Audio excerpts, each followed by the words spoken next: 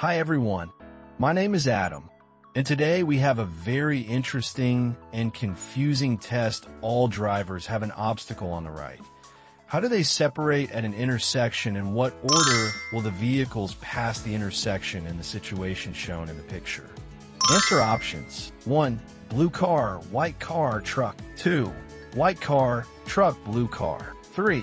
Truck, blue car, white car. 4. Blue car, truck, white car. 5. White car, blue car, truck. 6. Truck, white car, blue car. 7. Separate by common agreement. I'll give you 30 seconds to think.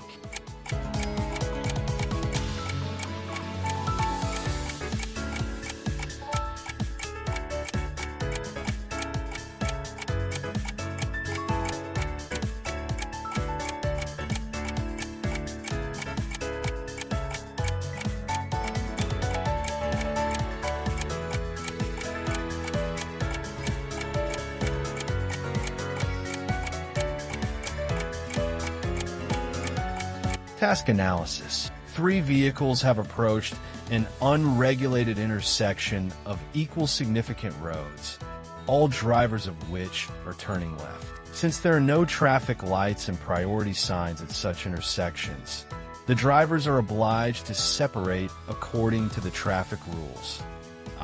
According to the right-hand obstacle rule. At the intersection of equivalent roads, the driver of a non-rail vehicle is obliged to give way to vehicles approaching from the right, except for intersections where a traffic circle is organized. Does the driver of a truck have an advantage because he is moving with his flashing beacon on?